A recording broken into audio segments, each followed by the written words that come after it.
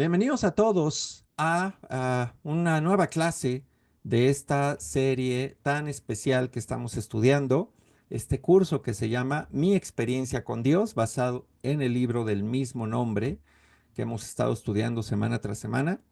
Y hoy nos corresponde la unidad número 7 que se llama Crisis de Fe. Crisis de Fe. Seguramente si has estado estudiando el libro, te has encontrado con este concepto, una crisis de fe. Y para que recordemos todo el proceso que estamos revisando, lo mostramos cada semana. Se trata de tener una experiencia con Dios a través de su obra, nuestra relación con Él, la invitación que nos hace, cuando nos habla, y después que nos habla, viene lo que hoy vamos a estudiar, una crisis de fe.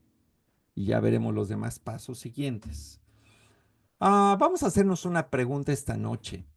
¿Qué nos pasa cuando Dios nos llama? Así en serio, cuando realmente identificas que Dios te está llamando. Puede ser, si recuerdas, discípulo, discípula, cuando te convertiste, cuando escuchaste ese llamado a acercarte a Él, comenzaste a estudiar la Biblia, te diste cuenta de tu necesidad. Ah, ¿qué, ¿Qué sucedió en ti después de reconocer que Dios te estaba llamando? O si ya tienes tiempo en la fe y llega un momento en tu vida donde reconoces que Dios te llama, ya pasaste por todo lo que ya hablamos, ¿no? Y reconoces su voz, ¿qué sigue normalmente? Vamos a ser honestos con nosotros mismos y veamos algunos ejemplos en la Biblia para que veamos qué les pasó a estos hombres. Éxodo 3:9. Han llegado a mis oídos los gritos desesperados de los israelitas y he visto también cómo los oprimen los egipcios. Así que disponte a partir. Voy a enviarte al faraón para que saques de Egipto a los israelitas que son mi pueblo. Pero Moisés le dijo a Dios, ¿y quién soy yo para presentarme ante el faraón y sacar de Egipto a los israelitas? Piensa en estos ejemplos, piensa en Moisés cuando Dios le dice algo, ve y haz esto, y su voz es clara y su dirección es clara. ¿Qué es lo que responde Moisés?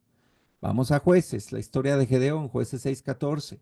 El Señor lo encaró y le dijo, ve con la fuerza que tienes y salvarás a Israel del poder de Madián. Yo soy quien te envía.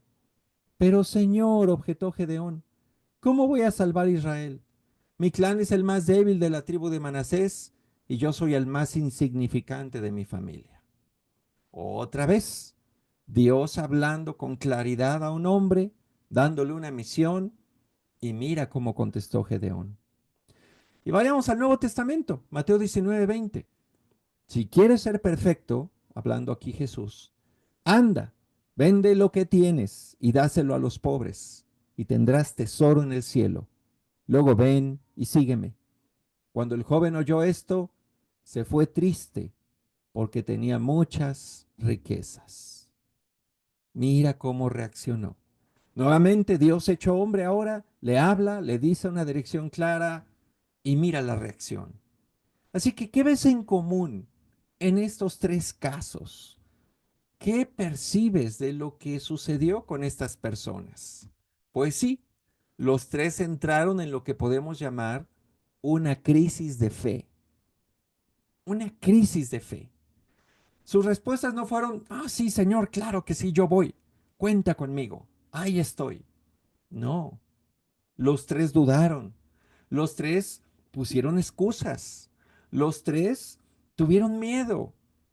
Al final de los tres casos sabemos que la historia muestra que dos sí obedecieron al final, después de mucho jaloneo con Dios, uno no, uno se fue y no quiso escuchar el llamado, pero los tres pasaron por el mismo proceso, una crisis de fe.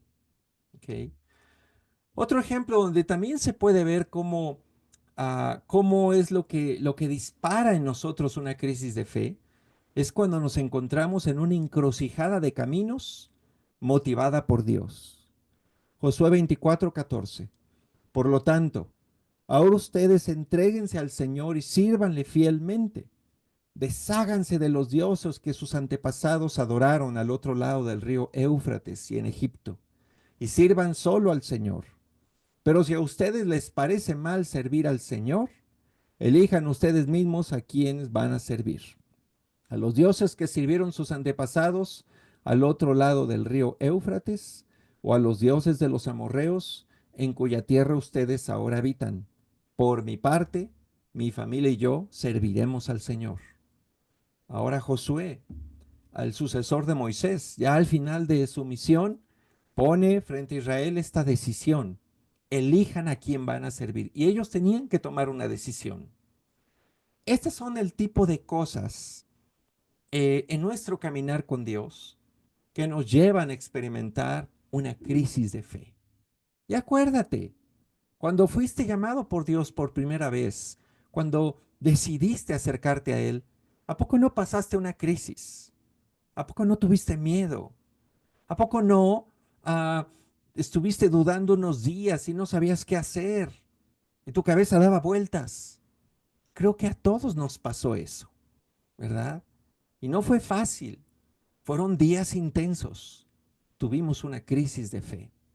Así que esto es normal en un proceso de tener una experiencia con Dios. Todos los que tenemos tiempo en la fe, años, décadas tal vez, podemos recordar cuántas crisis de fe hemos tenido en nuestro caminar con Dios. Y todas han sido motivadas por esto, porque Dios nos habla, acuérdense cómo nos habla, o a través de su palabra, o a través de la oración, o a través del Espíritu, o a través de las circunstancias, o a través de la iglesia. Y como hemos recibido esa llamada de Dios e identificamos claramente que es Dios el que está atrás, aunque usó hombres o circunstancias, pero Dios está por ahí, ¿a poco no se nos genera una crisis de fe? Y las que faltan todavía. Esto no se acaba. Así que por eso vale la pena explorar este tema, porque lamentablemente, como vimos en los tres primeros ejemplos, algunos que son llamados por Dios y experimentan esa crisis de fe, no pasan la prueba, no responden y se pierden en el camino. Así que debemos comprender algunos puntos claves para una crisis de fe y pasarla exitosamente. Hay que entender que un encuentro con Dios exige fe, fe de nuestra parte. Mira este pasaje en Hebreos 11:6.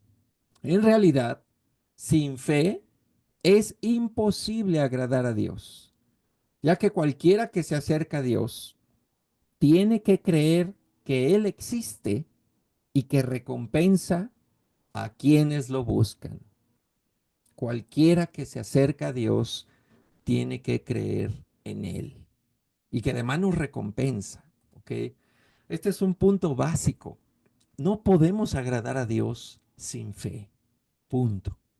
En cualquier momento de nuestra vida que estemos, en nuestro caminar con Dios, o si apenas estás acercándote, debemos comprender que mantener la fe es clave para agradar a Dios. Mira esta gráfica, siguiendo este caminito que estamos estudiando.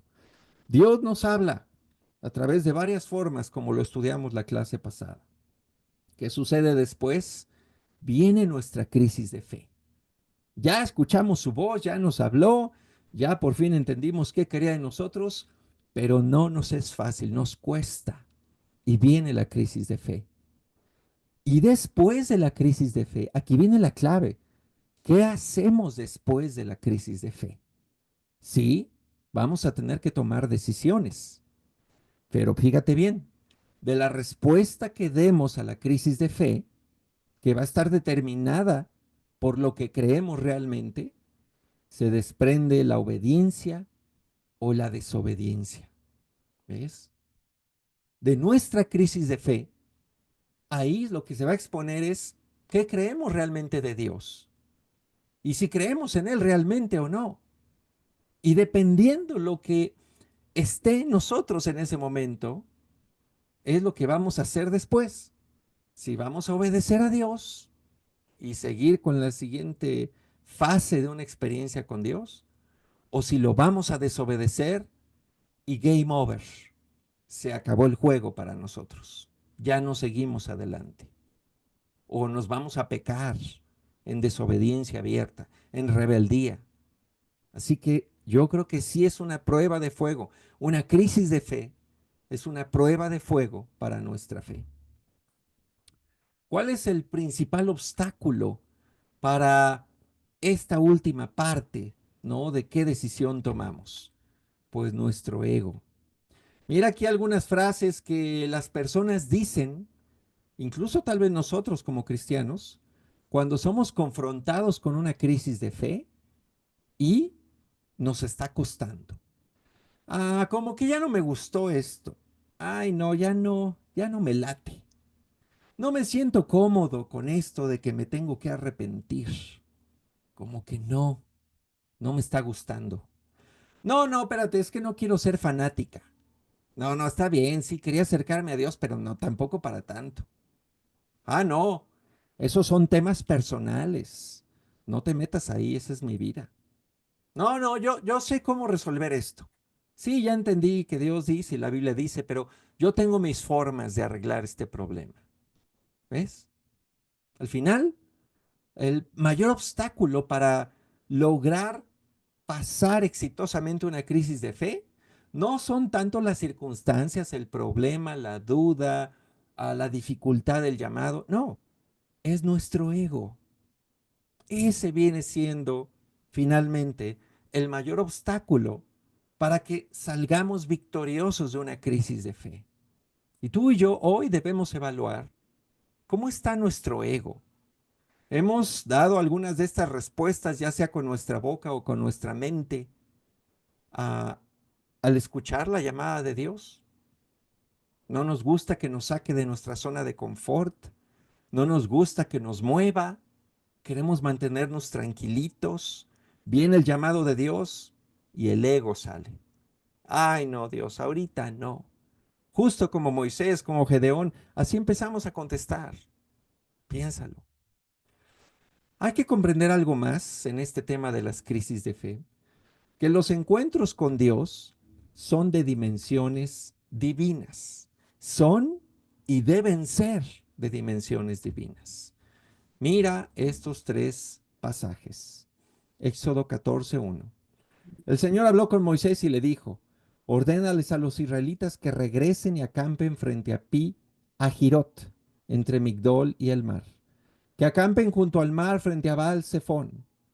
El faraón va a pensar: los israelitas andan perdidos en esa tierra. El desierto los tiene acorralados. Yo, por mi parte, endureceré el corazón del faraón para que los persiga. Voy a cubrirme de gloria a costa del faraón y de todo su ejército. Y los egipcios sabrán que yo soy el Señor. Y al ver los israelitas el gran poder que el Señor había desplegado en contra de los egipcios, temieron al Señor y creyeron en él y en su siervo Moisés. Ahora escucha Josué 4:21. En el futuro, cuando sus hijos les pregunten por qué están estas piedras aquí, ustedes les responderán: porque el pueblo de Israel cruzó el río Jordán en seco. El Señor Dios de ustedes hizo lo mismo que había hecho con el mar Rojo cuando lo mantuvo seco hasta que todos nosotros cruzamos. Esto sucedió para que todas las naciones de la tierra supieran que el Señor es poderoso y para que ustedes aprendieran a temerlo por siempre. Y ahora escuchen Hechos 19:15. Un día el espíritu maligno les replicó: conozco a Jesús y sé quién es Pablo, pero ustedes quiénes son. Y abalanzándose sobre ellos, el hombre que tenía el espíritu maligno los dominó a todos, los maltrató con tanta violencia que huyeron de la casa desnudos y heridos. Cuando se enteraron los judíos y los griegos que vivían en Éfeso, el temor se apoderó de todos ellos y el nombre del Señor Jesús era glorificado. Y yo te pregunto, ¿qué ves en común en estos tres episodios donde Dios habló a su pueblo, los llevó a acciones específicas y hubo un resultado? Piénsalo. ¿Qué hay en común en estos tres pasajes de el Antiguo Testamento y del Nuevo Testamento? Bueno, pues sí hay algo en común. Que hubo una experiencia con Dios de nivel divino. Fue algo poderoso, fue algo grande. Y el resultado de esa experiencia con Dios fue que la gente creyó y tuvo temor a Dios. O reconocieron: el Señor es poderoso, o el nombre de Jesús era glorificado. ¿Ok? Esto es algo muy importante. Piénsalo. De todo estos momentos, estas escenas donde hay experiencias con Dios, al final la gente queda tan asombrada que terminan creyendo en Dios, que terminan sintiendo temor a Dios, que terminan exaltando su nombre, dándole el crédito, dándole gloria. Y eso nos tiene que llevar a pensar en las experiencias con Dios que tú y yo hemos tenido, cuál es el resultado hacia afuera, qué proyectamos hacia afuera. Fíjate bien en esta imagen. ¿Qué ve la gente cuando te mira a ti, discípulo, discípula de Jesús? Es buena onda. Ah, sí, tiene buena onda, tiene buena vibra, tiene buenas intenciones, me cae bien, es buena gente, pero no me interesa su rollo. No me interesa ese tema del cristianismo y Dios, y no, eso no es para mí. ¿Será que así nos ve la gente? ¿Así te ven en tu trabajo? ¿Así te ve tu familia? ¿Cómo te ven? O imagínate que nos vieran y de escuchar nuestra historia, nuestro testimonio, de ver nuestro cambio, dijeran algo así: Dios está con él o con ella. No me cae tan bien, pero reconozco que hay algo diferente en esa persona. Su testimonio sorprendente. Y es más, que dijeran algo como: si él o ella pudo cambiar o pudo experimentar a Dios así, sí me interesa. Yo también quiero eso. Y es aquí donde tenemos que medir. ¿Todavía estoy teniendo experiencias con Dios, nivel divino, que generen que las demás personas reconozcan que Dios está con nosotros, que Dios obra en nosotros y que ellos también puede pasar en sus vidas, que se sientan atraídos por cómo Dios trabaja en nuestras vidas, en nuestras circunstancias, en nuestros problemas, en nuestras dificultades, y nos están observando y que vean resultados en nosotros? Eso sería increíble, ¿no crees? Es lo que tenemos hoy que pensar. ¿Estamos siendo solo buenos religiosos, buenas gentes que a todo mundo le caemos bien? ¿O la gente ve algo distinto en ti y en mí como cristianos? Algo que les atrae conocer, que les da inquietud, que les da curiosidad, que quisieran saber más. Tú y yo podemos ser un testimonio vivo con nuestra vida, con nuestra forma de pensar, con la forma como llevamos las cosas en el día a día para las personas. Y por eso tenemos que preguntarnos, ¿qué dicen nuestros hechos? Sí, los hechos son muy importantes. Ve dos ejemplos de personas que les fueron llamados a tener fe y qué hechos tuvieron. El primero lo hemos estado hablando mucho, Génesis 15:2. Pero Abraham le respondió: Señor y Dios, ¿para qué vas a darme algo si aún sigo sin tener hijos? Y el heredero de mis bienes será Eliezer de Damasco. No, ese hombre no ha de ser tu heredero, le contestó el Señor. Tu heredero será tu propio hijo. Y más adelante en el 16:1, Sarai, la esposa de Abraham, no le había dado hijos, pero como tenía una esclava egipcia llamada Agar, Sarai le dijo a Abraham: el Señor me ha hecho estéril, por lo tanto ve y acuéstate con mi esclava Agar. Tal vez por medio de ella podré tener hijos. Abraham aceptó la propuesta que le hizo Sarai. Ya sabemos la historia de Abraham, el padre de la fe, llamado a tener fe, a creer. Su esposa es llamada también a creer en la promesa de Dios, pero ella no creyó. Ya estudiamos esto un domingo, especialmente hablamos de Saraí, ¿no? Ella escuchó el llamado a tener fe, pero decidió hacerlo a su manera, ¿verdad? No lo hizo como Dios le pidió, no fue paciente, no esperó, quiso resolverlo a su manera, tener ya el control, y al final lo que hizo fue demostrar que no tenía fe. Ese fue todo el punto. Ella no tuvo fe en Dios, por eso sus hechos no fueron acordes con el llamado que recibió, fueron diferentes. Ahora piensa en el rey David, cuando todavía no era rey, era un chavito. 1 Samuel 17:34. David le respondió, a mí me toca cuidar el rebaño de mi padre. Cuando un león o un oso viene y se lleva una oveja del rebaño, yo lo persigo y lo golpeo hasta que suelta la presa. Y si el animal me ataca, lo agarro por la melena y sigo golpeando hasta matarlo. Si este siervo de su majestad ha matado leones y osos, lo mismo puede hacer con ese filisteo pagano, porque está desafiando al ejército del Dios viviente. El Señor que me libró de las garras del león y del oso, también me librará del poder de ese filisteo. ¿Qué vemos de diferencia en David? Un hombre que estaba limitado en muchas cosas ante el desafío que tenía, pero decidió creer que Dios estaba con él. Decidió creer que Dios lo iba a ayudar y se lanzó a enfrentar el problema, que era Goliat, nada menos que Goliat, ¿no? Un chaparrito por ahí, chiquito. Entonces lo enfrenta, pero ve la actitud. Él iba convencido que Dios iba a estar con él. Tenía fe. No tenía experiencia en la guerra, no tenía muchas habilidades que tal vez necesitaba para este tipo de combate, pero tenía fe y se aventó. Así que aquí vemos dos ejemplos muy buenos de cómo es ser llamado a tener fe y actuar sin fe, y cómo es ser llamado a tener fe y actuar con fe. Así que debemos cuidar nuestros hechos, ¿ok? Después de una crisis de fe, necesitamos cuidar nuestros hechos, porque nuestros hechos indican lo que realmente creemos de Dios. Nuestros hechos, cuando parten de incredulidad, nos pueden costar muy caros a largo plazo, como le costó a Saraí y con después el hijo de la esclava que fue Ismael y toda la enemistad que hubo y que sigue habiendo con Israel. Lo próximo que hagamos a la crisis de fe va a indicar lo que creemos de Dios. Y sí, se cumple ese famoso dicho, los hechos valen más que las palabras.